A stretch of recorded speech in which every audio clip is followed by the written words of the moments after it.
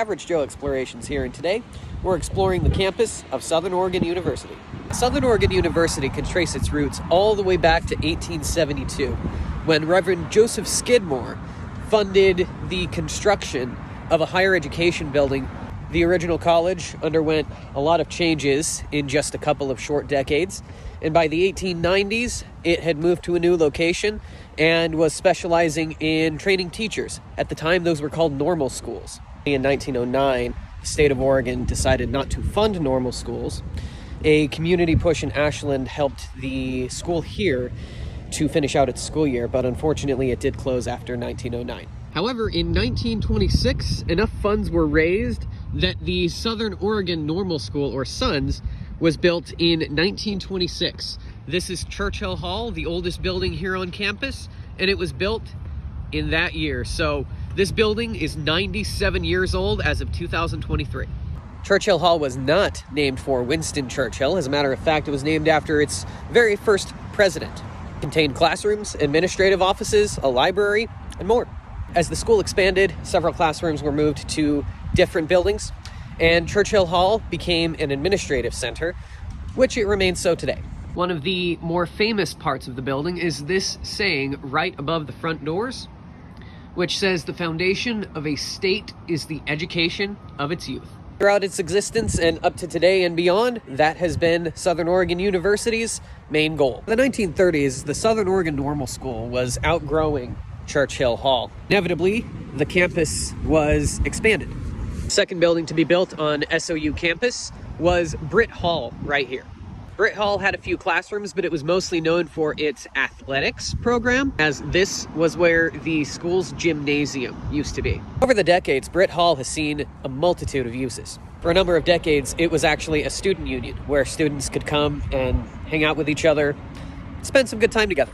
I think a lot of Ashland's citizens actually remember this as the student center, and perhaps have fond memories of the place. Today, Britt Hall has a few classrooms. It's also where the English program is based, and it's also where a lot of students can apply for scholarships. The next two buildings built on campus were the Suzanne Holmes Residential Hall and Central Hall.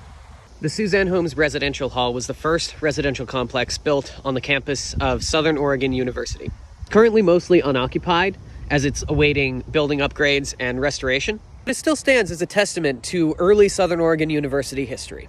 Now, Central Hall is currently undergoing renovations, but it has served as a building with classrooms and student resources since the 1940s. As we continue our walk across the campus, I'd like to share a very interesting tidbit regarding Southern Oregon University and the Oregon Shakespeare Festival. Angus Bomer was an English professor here at what was then known as Southern Oregon Normal School. In the 1930s, he came up with this idea of creating a Shakespeare festival in Ashland's Lithia Park. He took inspiration from the old ruins of the Chautauqua building, which was up on the hill just east of Lithia Park. The round foundation reminded him of an Elizabethan theater. The city allowed him to try this idea, provided that there be boxing matches in order to make up for the losses that they were anticipating. There were no losses, except for the boxing matches. As a matter of fact, the Shakespeare Festival was so profitable, it made up for the losses from the boxing matches. The Shakespeare Festival lives on today. The historic core of campus is located on the eastern end of the campus property. In World War II, enrollment was at a record low for very obvious reasons. A lot of the college-age kids and young adults were going to war, as well as a lot of the professors. But after World War II, as GI bills were passed that made it much easier for veterans to get an education, enrollment skyrocketed out here. So much so that the campus expanded very quickly throughout the 1950s and 1960s. Many of the buildings on the western part of the property were built at this time. Taylor Hall was built in 1965 and since then has hosted a multitude of classrooms and teacher offices. Today, Taylor Hall also contains an archaeology lab, which is one of the more prominent ones in Southern Oregon. The Stevenson Union building was built in the 1970s and named after Elmo Stevenson, who was one of the more popular presidents of the university. The Stevenson Union replaced Britt Hall as the official location for student union and activities. Today, the Stevenson Union contains a multitude of student advocacy groups. There's also a dining commons called Elmo's Grill, again, named for Elmo Stevenson. The Plunkett Center was built as a home in the early 1900s. Originally built for Charles Chapel, the home was used as a home for a number of decades before it was incorporated into Southern Oregon University's campus. Today there are a few offices in there, as well as a few art installations. Another part of this expansion involved the building of the Cascade Residential Complex. It was built in the 1960s, and in its heyday, it could house over 500 students. Unfortunately, the university currently plans on demolishing this old complex that has served it well over the last 50 plus years and build anew.